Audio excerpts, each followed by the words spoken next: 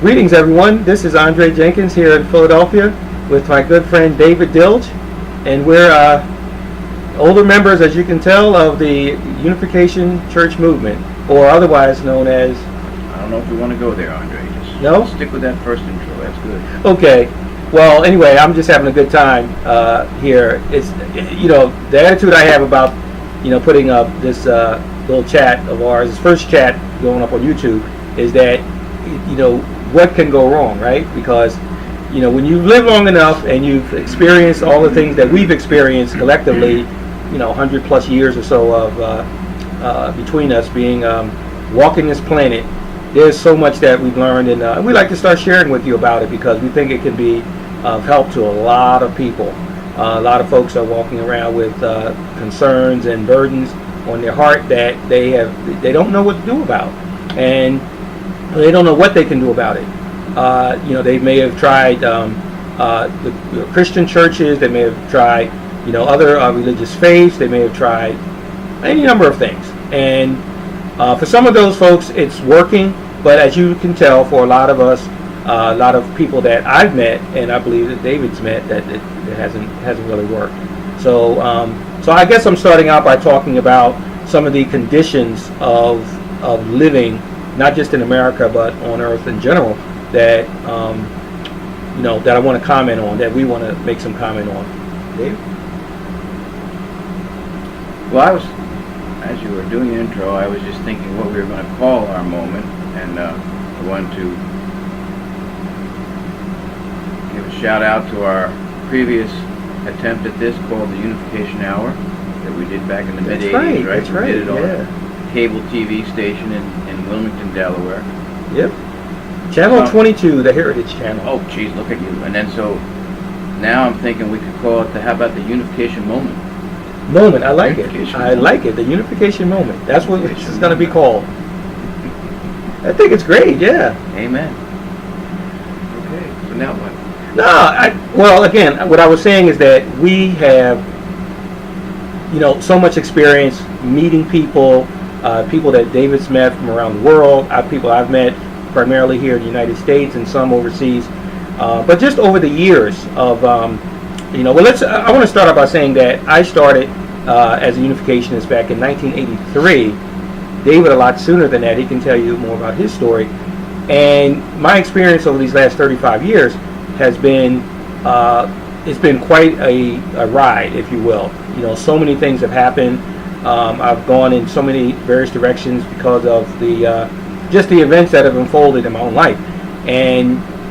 But again, my concern has been, I've really had this burden, I think, for humanity for as long as I've been alive. I think I've started thinking about this back when the civil rights activity was taking place in America, and not even knowing what was the problem, because I didn't know any of my history. I didn't know any history of American history in general, except what you get in schools, and it's kind of sketchy, patchy, and as an adult you have to fill in the blanks yourself. As you, the listener, you probably realize that too, that you have to go back and do a lot of your own research, and thanks to Wikipedia and the web in general, you're able to do that and get some answers that you want. So I've been seeking answers, and I know David has, and we're searchers.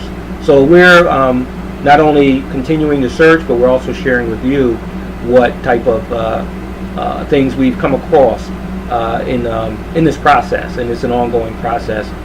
Because guess what? We're still here, which is great, right? So, speaking of giving a shout out, I want to, acknowledge that that'll date this video, but acknowledge the passing of dear Aretha Franklin, one of the greatest soul singers, from church and regular rhythm and blues music that we've ever had, in the world, certainly in America. And I think she's special enough that I'll go ahead and date stamp this video with acknowledgement of her passing and her legacy. But let me pass it back over to David. What do you got? Well, we've been talking about we talk on the phone a lot. We shared our work together in the mid '80s, both being ostensibly kind of church leaders at the time, and trying to do the work of attending our true parents. We, and since that time, we've continued to sort of dialogue over the things we believed, the things we believe still, the things that work, the things that we wonder about. One of the things you often mention is that the teachings of Sun Myung Moon are some of the best kept secret on the planet. It seems like, when in fact we both believe they should be pretty much the talk of the town. Well, they should be the talk of the town, David, and I'm saying that, and it's something that I've had to, I guess, keep close to the vest for myself, not for any reason other than finding an audience. And that's what the beauty of YouTube is. So those of you who are watching, however few or however many, God bless you, because you are interested enough, and it may be a cursory interest or it may be a deep interest, that you may be on a quest of your own. But there's enough interest where, you want to see, well, what are these two guys, what do these two gentlemen have to say about, world events, world affairs, whether it's the economics, whether it's education, whether it's health or the ecology, environment. There are so many topics that are touched on by the divine principle, which David referenced, and as taught by Reverend Sun Myung Moon, who is the founder of the Unification movement. A lot of you may be listening, you really have to be close to my age, really, to even remember the name, which is kind of an unfortunate thing, that a lot of younger folks, if you are, say, under 40, under 30, you may not have even heard. Never heard of it. Of the Unification movement, of Reverend Sun Myung Moon. David referenced as a true parent, and hopefully that's a very inviting term that you've never heard before, for someone to be a true parent. We all have our own moms and dads, as it were, whether we are close to them or whether we know them or not, and what have you. But there is from the standpoint of high spirituality, let's just call it that for now. I mean, we'll get into more brass tacks as we go forward with future videos. But from that standpoint, there is this idea that our original parent is the one that we refer to as the creator, as God, in Islamic faith, Allah, Jehovah for people of those faiths, and the one. When I think of God, I think of Him as the One, O-N-E, that started all of this, and I'm sure there are many, watching and listening, that if you haven't acknowledged or recognized that there is this source of all life in existence in the universe, you're searching for it, though. You're exploring, and you may have some skepticism, and that's all good. That's even fine. if they're not necessarily identifying the answer to the search as God, if they're searching, well, we would suggest that ultimately, if they want the deepest answers to their search, they'll end up with God. Exactly.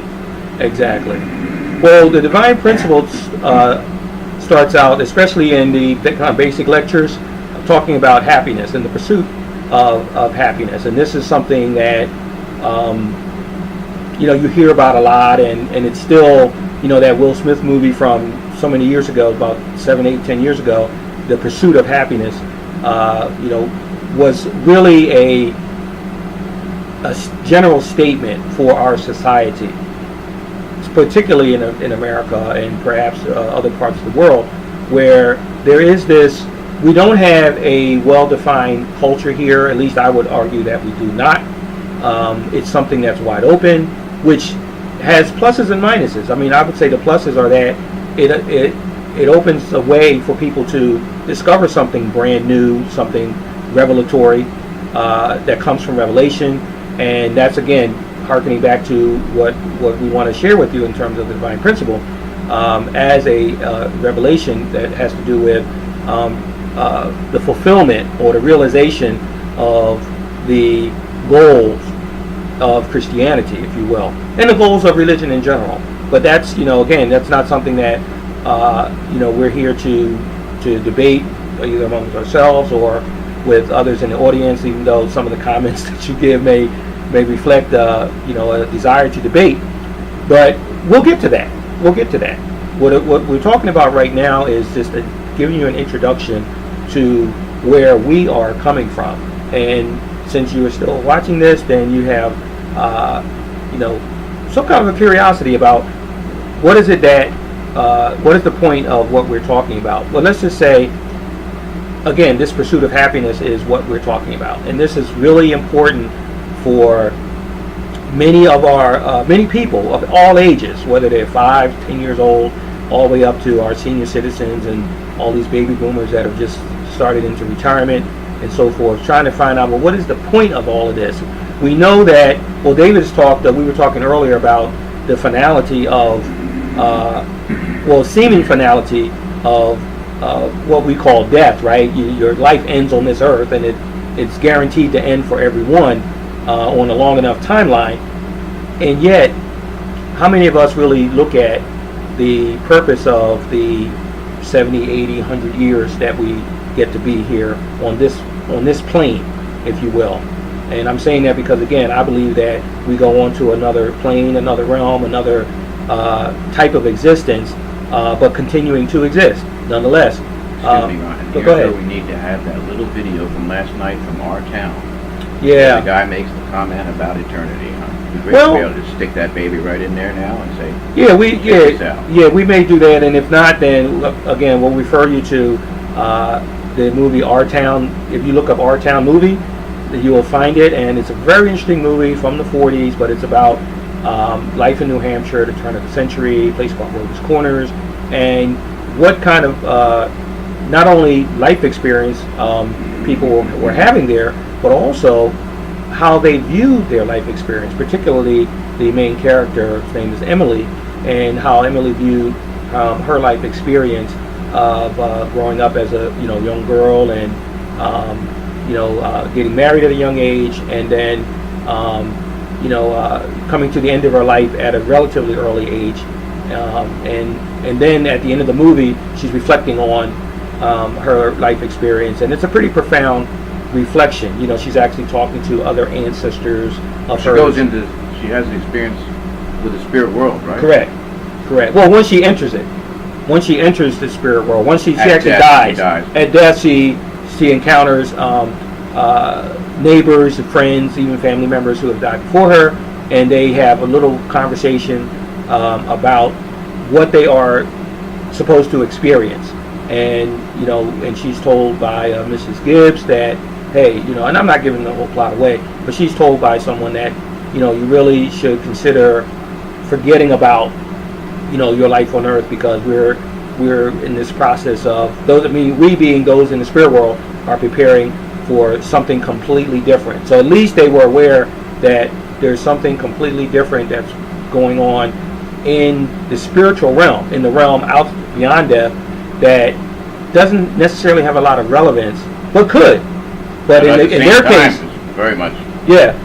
But and what I'm saying is that, of course, in this life we are caught up in concerns that have to do with money, currency, as David says, disposable cash, what money we have that we can spend on any way that we want, versus the bulk of the bulk of our incomes that have to be dedicated to specifically paying bills. I have interesting stories about that, but basically bill payment is something that just about everyone can understand, because if you have your cell phone that you're watching this on, or your computer or some other internet service, someone is paying for that cellular or internet service to provide this data stream to you, right? So it costs. Everything costs.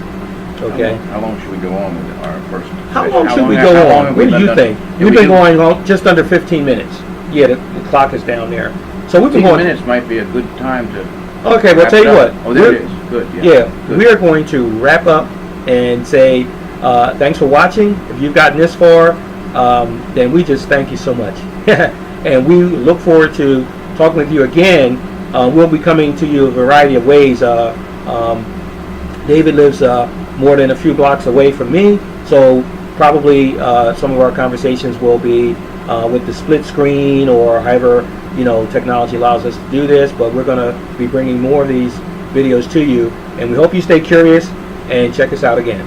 And I think the theme continuing beyond the unification moment and the pursuit of happiness. Yes. The pursuit of happiness. Okay. That's a good subtitle. The concept that I believe comes out of unification regarding happiness has a lot to do with the fact that individual happiness is connected to a larger purpose, a larger society, eternity. So defining and experience happiness needs to include those elements. Yeah. The greater sense of happiness. So it's a good subtitle, I think, right? The unification moment. Subtitle: The Pursuit of Happiness. And if anybody actually did ever watch this, we might get a few people to watch it that we know to critique it anyway. Oh, yeah. They can give us feedback about what we do, particularly if they're from the unificationist tradition and they have any thoughts about what we should talk about or concerns they have, things like that. Sure. Well, you will be able to leave comments, and you can leave your thumbs up, thumbs down. You can leave whatever comments you like, because we believe that if you have gotten to the point of seeing us here and kind of getting this little taste, which is and it's been very we haven't gone into any depth at all as yet, but we will. And we just appreciate this moment, and we're going to go ahead and leave it here. But again, just remember, unification moment, pursuit of happiness. All right.